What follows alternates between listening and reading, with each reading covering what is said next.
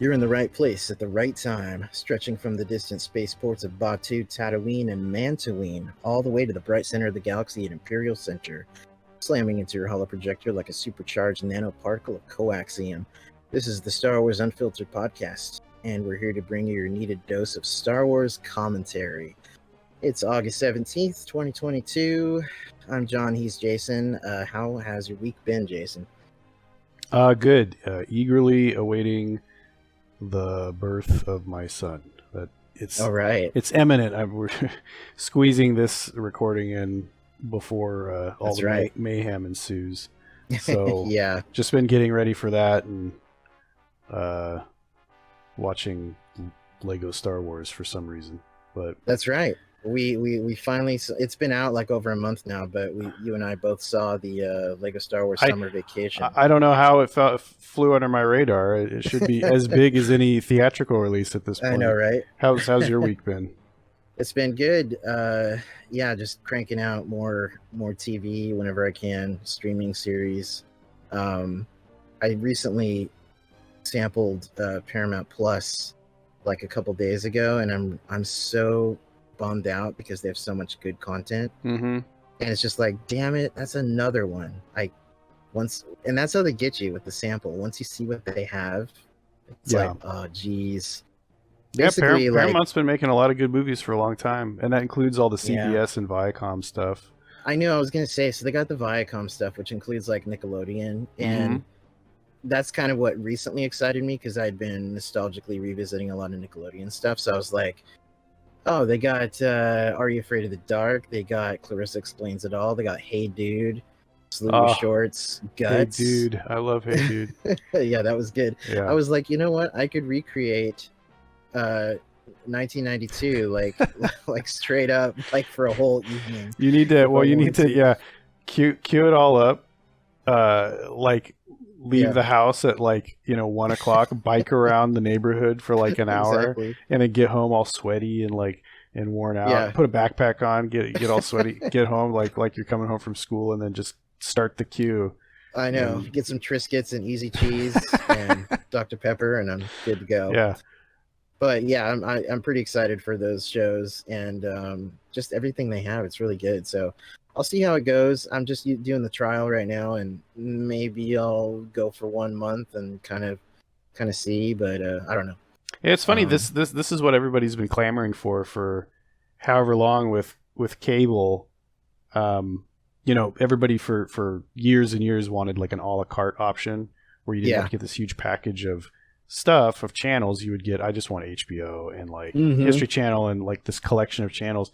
And it's almost like that with streaming now, with all these the studios siloing their own content in their own streaming services. And I don't know, a lot of people don't like it, but I kind of like that.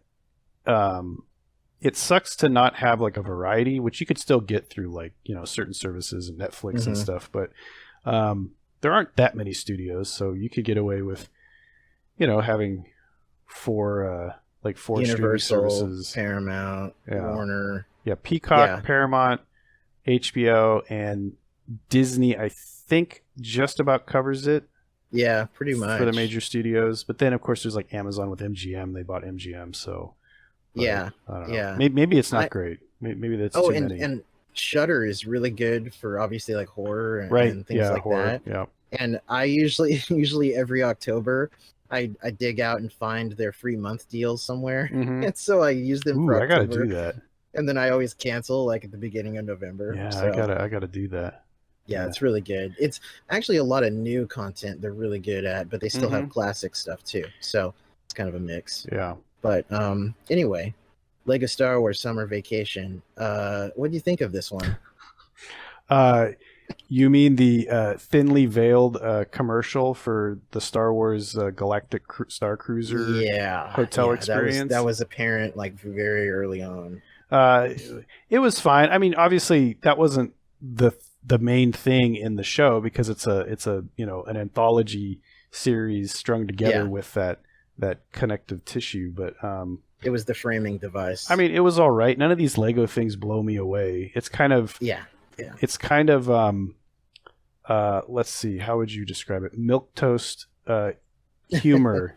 Yes. Yeah. It sort of, I liken it to when Robot Chicken and Family Guy both did their Star Wars like specials or whatever. Mm-hmm. The Robot Chicken one was really funny. Yes. Because it was a lot of like really little good, one-off things, clever jokes that real fans would care about and get.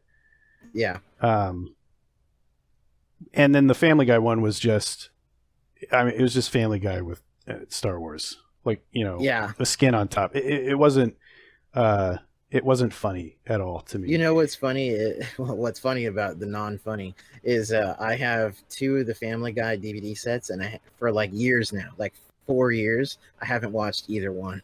So I'll get around to it eventually, but I have seen not the whole Robot Chicken Star Wars, but I've seen so many pieces and clips of it that I feel like I've seen it. They've done stuff over the years, right? Then they kind of collected it into a thing, and then even after that, they've done more stuff. You know, I tend to think that is the funniest, but that's closest to my humor. Yeah. So, and I wouldn't even say it's like edgy. It's just, I don't know, clever and thoughtful, kind of like Simpsons seasons 1 through like 11 versus Simpsons 12 and up. Like it's there's not a lot of cleverness. It's just kind of going through the motions. That's kind of like this. I mean, the Lego Star Wars stuff is, all the Lego stuff is geared toward kids, so it's not going to be exactly. That's not going to be a lot of stuff audience. That's going to go over kids' heads too much. But what I love is they always slip in hardcore Star Wars fan jokes in between the cracks that like you and I would notice. And references and stuff. There's nothing off the top of my head, but I mean just certain things. And I like that Billy D always gets to do Lando in these. I know, it's great. Like here's your paycheck, Billy D. And in this, Weird Al got to do a character. For the beach party. I really like one. that. I almost thought maybe they'd slip in The Saga Begins somewhere, but they didn't. Yeah, I know. But it was good. Yeah, and the Star Cruiser thing didn't bother me, other than it made me realize that Disney has this problem of, it's mainly with the Galactic Star Cruiser experience thing, and then also with Galaxy's Edge, where they have the ability and the opportunity to use something existing in Star Wars and then make it like a thing or make it real or something. Yeah. But instead they create this wholly new experience, and then they try to push it with cram that in media, every corner with other media. Yeah. like Galaxy's Edge didn't exist, and then they made it, and then, you know, everybody's like, okay, and then we did created talk about media that. and stuff. Yeah, but it's kind of the same thing with this, where they have this Galactic Cruiser experience. It doesn't reference anything in Star Wars. It's that they could have made it a Moncal Cruiser, because those are supposed to be, and which you know, we mentioned before. We did mention, because the Kuari Princess was an existing Moncal pleasure cruiser from the old West End Games books, and then it even got mentioned, I think, in some novels like Tales from Jabba's Palace and such. But yeah, I thought that would be badass, but I can see both sides of it. They want to create a new location, a new planet, a new ship or whatever, and then it's fine. And now they're pushing it with their Lego Star Wars stuff. Their Lego Summer Vacation.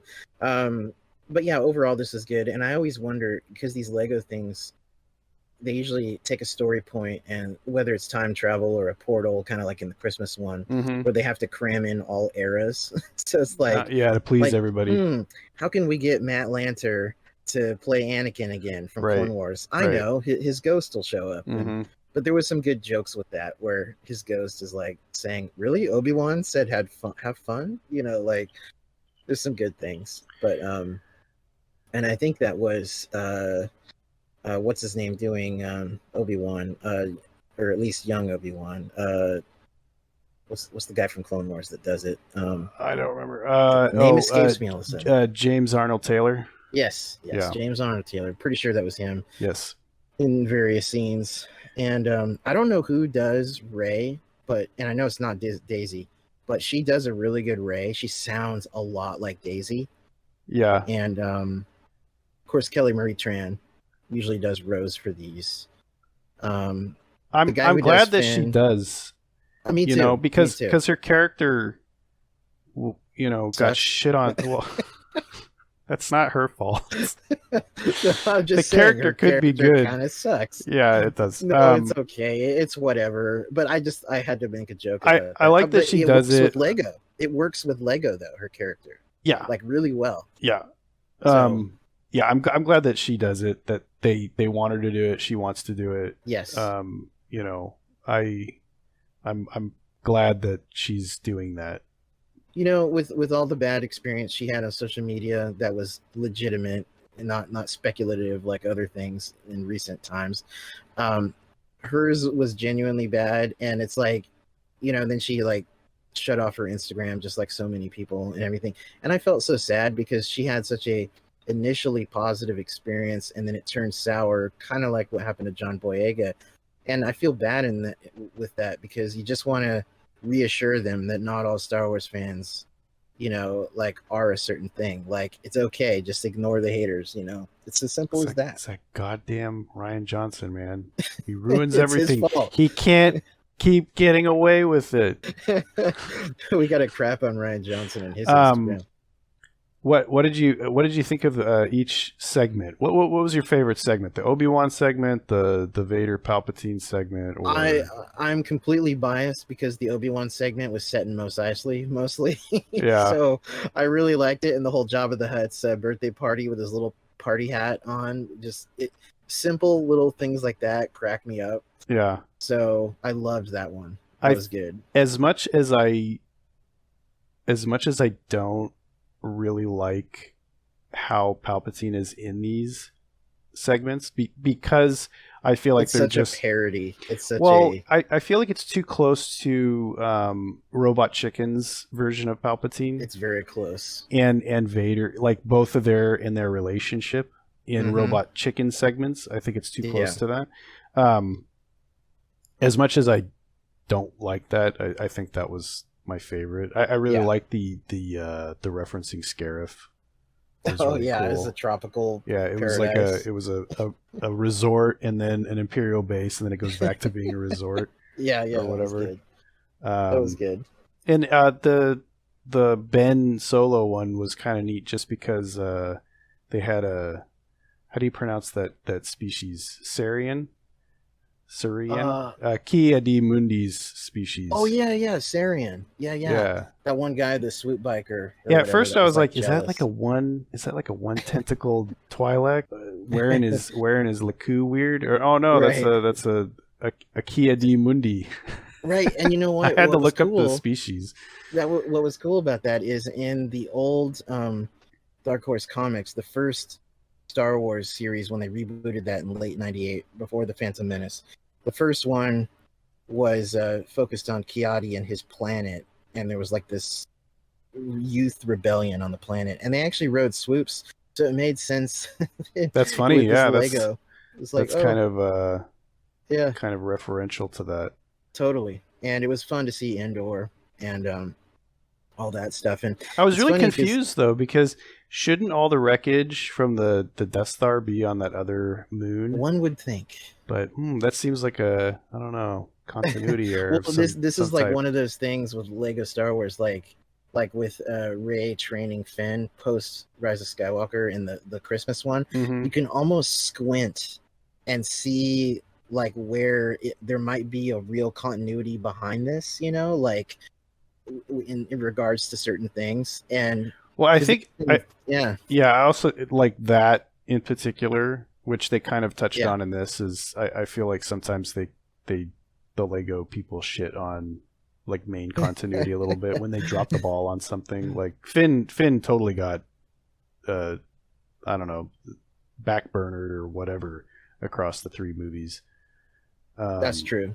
Especially with him, potentially being force sensitive or being a potential Jedi or whatever. But we'll come back for a Rise of Skywalker crap on podcast down the line at some point. Retrospective after 10 years after that movie came out.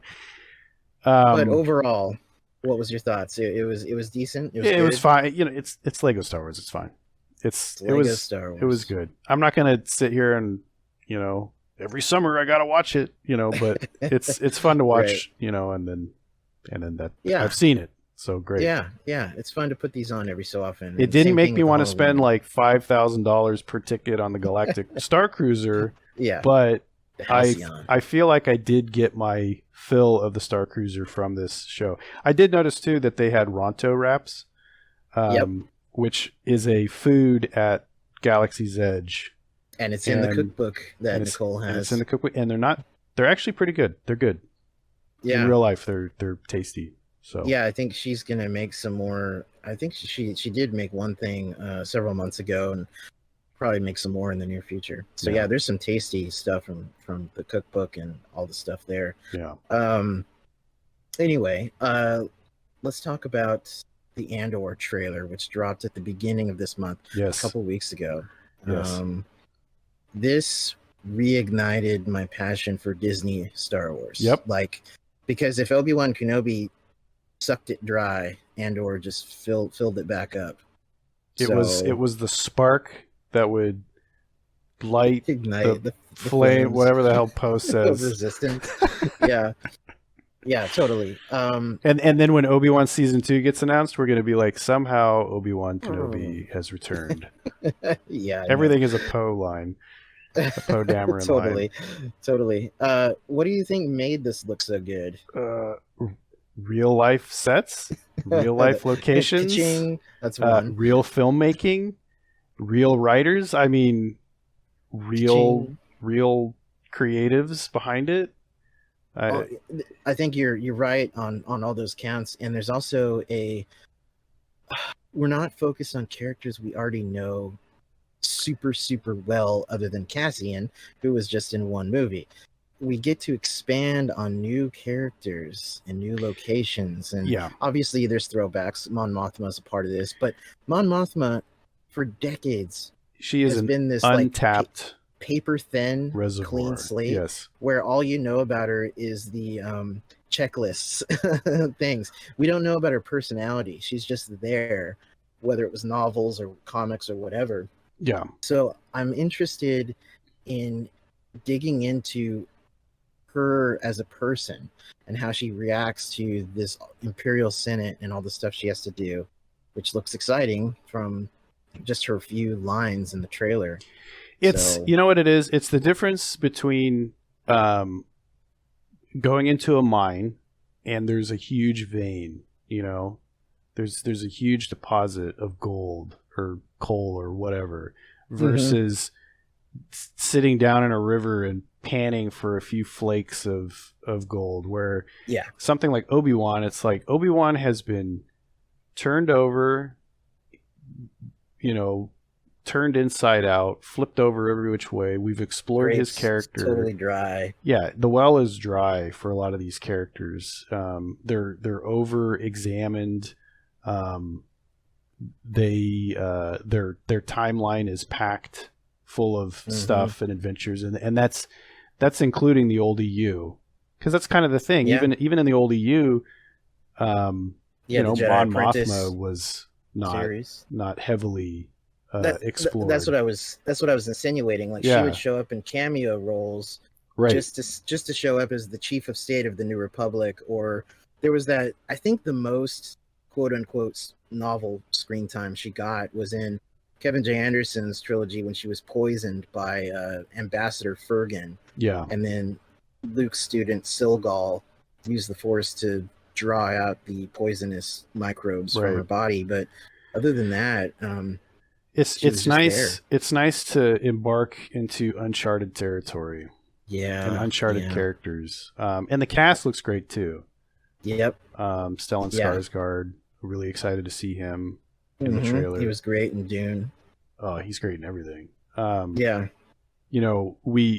think we had mentioned it in some of our lore play commentaries, but or maybe just off recording. But when I first saw him, I instantly was hoping he would be like Garmbel Iblis. Obviously he's not, because I think his character name's even listed, and he's doing things that a senator probably wouldn't do. But whoever he is, I mean, Skarsgård's great. So I'm excited to see what he's going to do. All the flashes of different Imperials and the intrigue and what was the name of the, was it InfoSec, the like branch of the security forces for the Empire?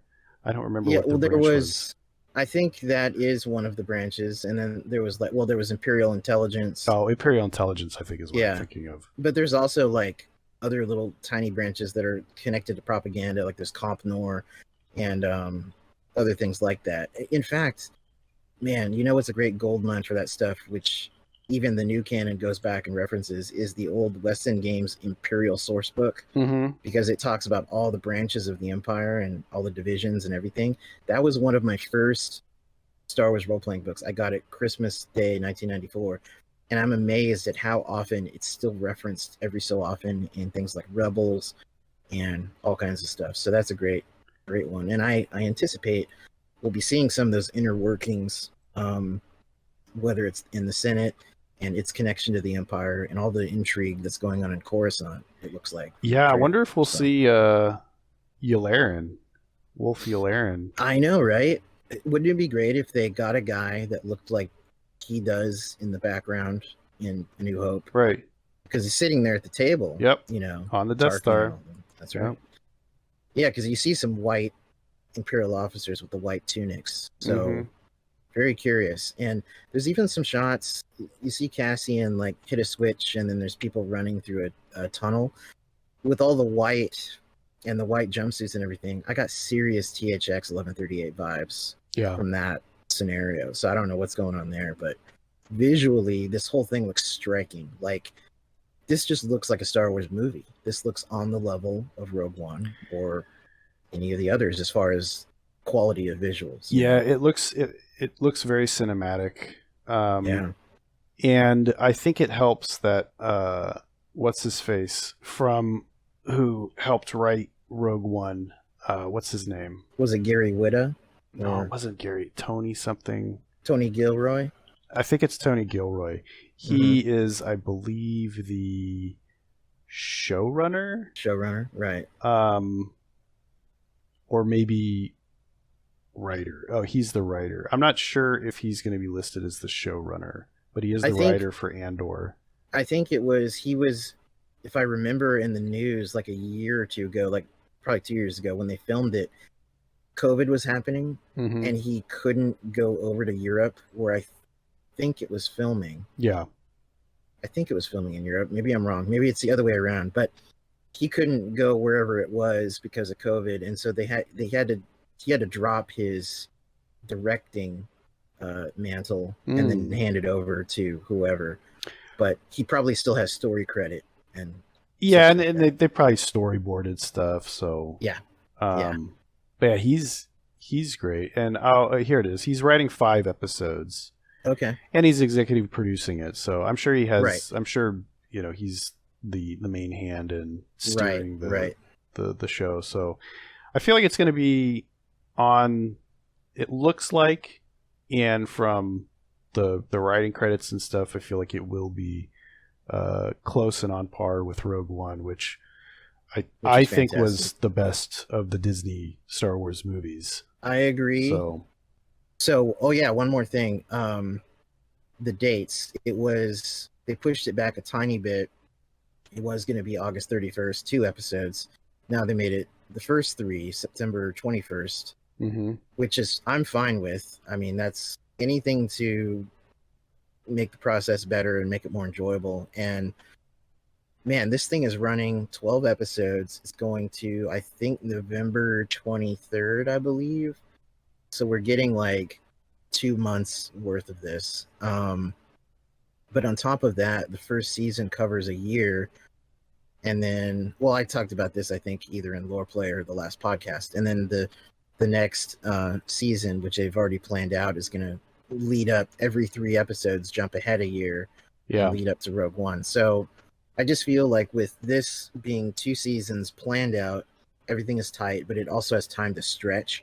They can tell a build-up of a story where they can take their time, because the problem with like Obi-Wan Kenobi is that even though it was 6 episodes or whatever, you would think they would, if it was originally a film, they could really stretch some things out. But what they stretched out was kind of like the wrong stuff.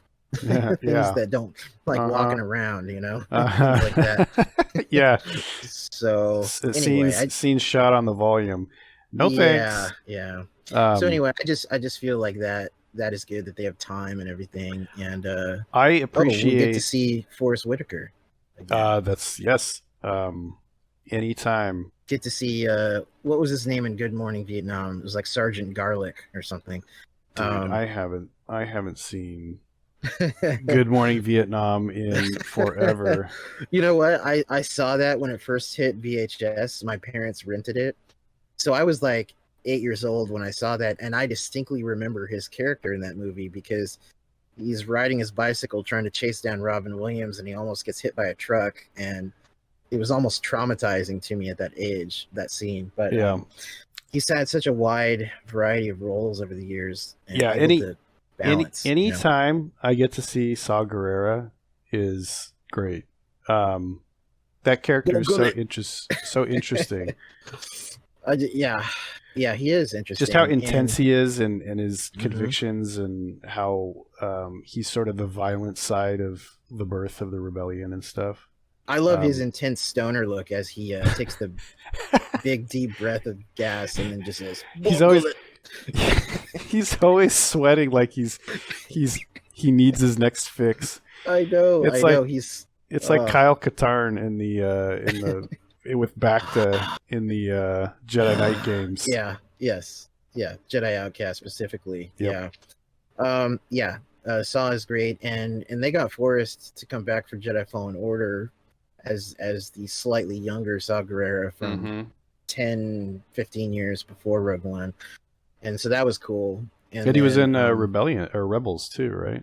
I believe he was in Rebels for I think 2 or 3 episodes, maybe more, and then I think they got him on the Bad Batch for the younger Saw on that one episode. Yeah, I'm pretty sure. I can't imagine. I can't imagine them getting somebody else at this point. He seems to really like doing it, and the only reason I think they would other times, like for Bad Batch, is if they're transitioning from Clone Wars Saw, if they wanted to, because visually he was a lot thinner and he kind of different looking, but he obviously, as it gets closer to Rogue One, his body becomes more decrepit and mechanical. Well, I'm looking. I brought up his IMDb, and I'm not seeing him listed for Bad Batch. So Bad Batch. Maybe they did go. I am wrong. He has not. Voice actor. He didn't want to do it that time, I guess, or they just wanted something else. But so I guess the furthest back on the timeline is Jedi Fallen Order, which is 5 years after Revenge of the Sith. Yeah. Anyway. Yeah. Anyway. Super happy to see Forrest come back, and another thing, real quick, if anyone wants to read more about his character, in addition to Baze and Chirrut, I strongly recommend it's actually a young reader's book, but that doesn't matter. It's so well written. Guardians of the Wills, young reader's book, young adult, came out shortly after Rogue One, probably early 2017, I think. And I read that about 5 years ago. Super good. If you want to learn more about Saw and Jedha and his resistance forces there, it's such a well-written book, and it really expanded on all those characters. So that's a good one. It was Andrew Kashino was younger Saw Gerrera. Okay. And he did a great job, I gotta say. Yeah. So. Yeah, excellent. There you go. And he was also Saw Gerrera in the Clone Wars. So they are keeping a continuity of voice. I actually like that. That's a really good thing. And who knows, we might be seeing more of younger Saw maybe in the Bad Batch season 2 when we get that in I know it's this fall. I think it's November. So maybe as Andor wraps up, hopefully that kicks off. Hopefully. And then Willow is kicking off in November. Yeah, so I can't wait for that. I hope it's good. That's all I gotta say. I hope it's good. I hope it's good. But yeah. And then speaking of Cassian Andor, we got Rogue One coming in IMAX, a re-release. Yes. So August 26th. That's right. Back in IMAX for 1 week on about 150 screens. Excellent. And it's got a special preview of Andor, whatever that may consist of. Probably when they do these kinds of things, it's usually like a 10-minute featurette. Yeah. You know, which is great. What if they just played the last trailer on IMAX? There you go. Right? Here's your bone. But plebeians. You know what? Regardless of whether it has a preview or not, I would go just to see Rogue One because it's that good. Oh yeah, yeah. Hopefully we get to go see it together. I don't know if my schedule will allow a trip up to the north side of LA, but yeah, we always got to bridge over LA. You got to come up over it. I got to go down it. Whichever the case. What a fucking hell of a bridge it is too. That 405 I was gonna say the traffic 405 is the worst. Getty Center, holy shit.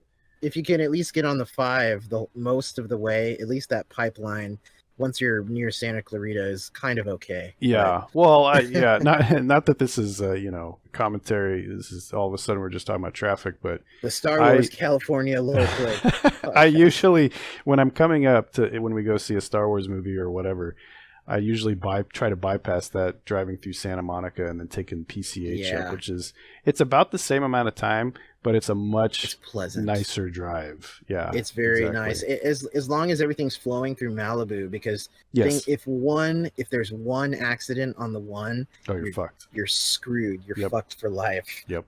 So anyway. So 150 IMAX screens, 1 week. So hopefully that gives everybody a chance to see it. Of any of the Star Wars movies that have come out in the Disney era, this is the one I would like to see again, and especially in IMAX. Yeah, absolutely. And I think it is interesting that they are doing it for this one. I think they possibly know that. I think they might know. I think Disney has a sense that there's a swelling of love for Rogue One that has. Yeah. I mean, it's been there from the beginning, I feel, but it got lost. I think that love for it got lost amid being in the middle of the sequels. And I think that the sequels are done. I think the middle of the sequels lost everything for everything, to be honest. Right? But yeah, I know what you mean, as being the first anthology movie. Yeah, and I think the same thing happened with Solo because of the backlash against The Last Jedi. Kind of the same thing happened. Yeah. I think Solo is nearly as good as Rogue One on some days, and I've said this many times. On some days, I like it just as much. Yeah. But that movie, story-wise, being connected with Han and Chewie, it has that checklist feel where it's nothing new. It's just like, oh, here's the younger adventures of Han and Chewie, which we saw 6 billion times in the EU. So the heavily tread territory. The advantage Rogue One has is the only comparison we can really make is, hey, I saw this in Dark Forces and X-Wing. I saw this in DOS. Yeah, I saw this in one level in DOS. That's right. Yeah, there's not a lot of baggage. Everything else comes with baggage. Just the Death Star plans. Tons of baggage. Yeah. And it was like new planets, new characters. Obviously, there's some cameos like by Leia and Vader and everything. Right. But it's the cameos you expect. Like you knew.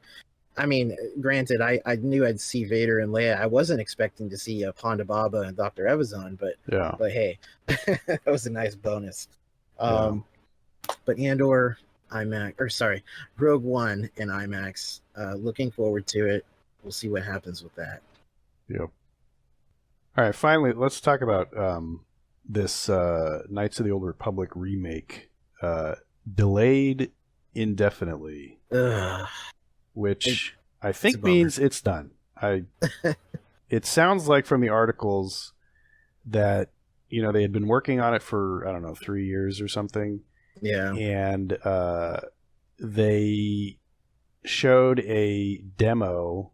They call it a vertical slice demo to executives at Lucasfilm and Sony, and then the art director and design directors. So Jason Minor, the art director, and the design director Brad Prince were both fired from the studio. So Yeah. I don't know what was in that demo, How but bad was this vertical slice? yeah, someone didn't like it, which is not with the track record of Star Wars games that have been canceled since Disney took over. It's almost on par with Kathleen Kennedy and her indefinitely I know, right? Movies To an extent. But there was that 1313 or whatever that was canned. Yeah. So it's not, that was part of the old LucasArts. Yeah. It got canned because it was worked on right during the sale, but it could have just honestly rubber stamped the new Disney logo on it and just put it out as is. Right. But anyway. But I'm just saying they don't seem to have a problem just canning this stuff. The other thing is that they I think there was some sort of discrepancy between some people internally thought that the game could be out by the end of the year, this year, but now they're saying that they think that they could maybe get it out by 2025. Oh, that's a huge difference. That's like 3 years from now, dude. Yeah. I don't know that this was necessary, to be honest. I feel like they would do better with just creating a new game or something. I mean, I know they have Knights of the Old Republic. The MMO is sort of a continuation of Coder 1 and 2. Yeah. And technically, it's one of the only Legends things that's still cranking out content, technically. But I would rather have seen just a sort of a mild modernization of the... I want to see it in all these games, right? I don't really need a full remake of the game. I mean, if you make one, great. But don't... Just make it so I can play these old games very smoothly on new hardware, you know? Yeah, I don't want to jump through hoops. There is GOG, which helps for PC people and Steam and stuff like that. But you want to make it so that a lot of the console people can play some of these older games. And some of them are on there. I think you can get the Dark Forces and Jedi Outcast, I think, on the Xbox One store. But not but a lot of times it's half-assed. You know, no, it is. A lot of times, even if they release something that's outside of GOG, it will still, you know, it'll use like hacks and tweaks to kind of get it running, but it's not just like, I don't know what it takes. You guys got so you want to remaster. You want to remaster. Not even a remaster. It doesn't need to have better graphics. Just make it as good. Like, okay, for instance, Jedi Outcast, because we just played that. Right. To get that running doesn't take a lot. I think you got it running no problem. I got some sort of tweak. Yeah, I got some sort of DLL that translates DirectX 5 stuff to OpenGL. On this laptop, not my old laptop that crashed, but on this one, I had to get that when I finished my game. So that's that. But I shouldn't have had to get that. That should have just been in the files. And that's what I mean. You know, if you run it in widescreen, the HUD stretches. You know, so like when we were recording the game, when I did the gameplay, I did it in a 4:3 aspect because that was the original aspect ratio. But they could go in and make it, and I think they did that for the Switch version maybe. I was going to say re-release ones, because but Nicole just picked up about a month ago the new versions of. It's actually a 2-pack. It's like Republic Commando and Racer on one thing, and they look great. That's how you do it, right? So you know, but. Do that with everything, and the other thing too is I think this remake of Coder was going to change story elements. They had like new voice actors and stuff, so they never said what that meant, if that meant they were going to try to make it fit into new canon. And that's the big question. Was this a remake, or just were they using the name for a whole new story? Yeah, was it going to be a soft reboot? I suspect it was going to be a soft reboot because that's kind of what happened with Battlefront games. They wanted to use, and that's the common thing, even Doom 2016 did it. No one likes to call things sequels and add numbers these days or subtitles with a few exceptions, everyone wants to just use the brand name and call it what everybody knows it as, even if it's new. Yeah. So, well, but Doom is a good example of how that can work, but it only works because Doom, it had no strong story. You know, it didn't have strong characters and stuff. Doom, and then the new Doom, Doom the 2016 kind of screwed that up by adding story. Well, Doom 2016 did too, but I haven't played Eternal yet, but 2016 I did, and I really kind of liked how the story was and stuff. It was interesting. It just throws you into combat, which is how Doom is supposed to be. Right. Because Doom 3, not to go off on too much a tangent, but the problem with Doom 3 is that there was a long intro as you're walking around and seeing the facility and da-da-da, and people knew that for Doom 2016, and they're like, you know what? We need to have it be like Doom. You grab your shotgun, you blow a demon in the head, and you're off. Yeah. That's it. Those are the best games. I love games where the tutorial is you figuring it out right out the gate. Yeah, yeah. So, anyway, so and then there was also fears that, you know, okay, are they soft reboot or not? Are they changing, you know, like Hollywood likes to do, like adjusting story elements and characters and characterizations to fit. Can't have those boobs be too big. Well, yeah, to you know, fit into a more diverse and SJW type mold. But they never said, so who knows what they were going to do. But that didn't seem very exciting. Seems like if you just like redid the engine and all the graphical assets, leave the story and everything else the same, people would eat that up. Yeah, but apparently they couldn't do that. So I don't know. Apparently it was really bad and they canceled it. So it's a shame, and I'm not even I'm not even a KOTOR whore, you know, a KOTOR whore. But I think it's a shame. KOTOR. It's a shame because I wanted to. I saw the teaser they put out like several months ago, and it got me excited because I thought we were going to see a canon version of the old Jedi, you know, which we're only getting little bits and pieces of 100, 200 years back with, you know, the what's it called? That stupid the High Republic. Thank you for reminding me. It's like it's like the hot book thing right now. What the fuck was that? Oh yeah, really hot. Everyone's clamoring for it. Yeah, love that rock as a pilot. But yeah, it's like I wanted to see thousands of years back. I wanted to see the Sith Wars. I want to see just recanonize the old stuff. Just throw Ulic Qel-Droma in there and Exar Kun and have it join the dark side.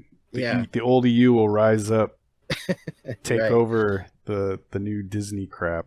Right. And who knows? Maybe when the Acolyte comes out, fingers crossed, that they'll take maybe elements of these things. I mean, what I really would like to see, what I'm hungering for, is a canon version of the Darth Bane, like how the Sith had to become the rule of two. Something that would eventually, it doesn't have to right away, but like, they've already, I think they've already effed that up, didn't they? Because now it's all about the Dryad or whatever. I think I think they re-implied that the rule of two is the Sith searching for a Dryad. Well, you know, what I mean is at least it started as a rule of two, and whether is it Dryad or Dyad? I don't even. Yeah, good question. Dryad's I need to brush up on my nymph, Rise of Skywalker lore. Yeah. Dyad. I keep saying Dryad. It's Dyad. Force Dyad. It is Dyad. That's right. I need to brush up on that lore. Sorry, I only watched Rise of Skywalker like twice. So. Well, I keep telling you, it's really fun to put on and just not give a shit. I know. I'll watch it again soon. Yes, I'll go watch it again. When you don't have to care, you can just look up every so often and see some explosions. Anyway, I know what you mean. Yeah, I know what you mean. I would like to see that too. It would. Yeah. It seems like it would be really easy to just recanonize, just maintain that canon. You don't have to. It doesn't affect anything. No, with the not movies really. And stuff you're making now. It's whatever. Yeah, because like also whether there's discrepancies with the training of Jedi or Sith or whatever, I mean, it's still thousands of years in the past. Things change, and that's how even the old Tales of the Jedi had to kind of squeeze into the Lucas canon once the prequels came out. There were some discrepancies, which other reference guides eventually fixed. So, you know. Well, you're not going to get it in a Coda remake. So, That's true. It is done. Yeah, it's done. Fingers crossed that we see it eventually. Anyway, on that note, I think that's this episode, Jason. We had a short one. Thank God. I know, right? So if anyone is interested for checking us out on YouTube, of course, you know where these podcast episodes are, but also we're on Facebook. We're on Yahoo. Just reach out with any questions or comments. Star Wars Unfiltered at yahoo.com. And we're also on Instagram. And there'll be more sample. We're going to put up more video samples on Instagram of the lore play commentaries. And probably I'm going to get into using Reels. Apparently Reels are how like millennials and stuff share their posts now on social media. Okay. I'm going to get in on that. It's the hot new thing. So on that note, hope everyone enjoyed this episode. And until next time, may the Force be with you. Good night.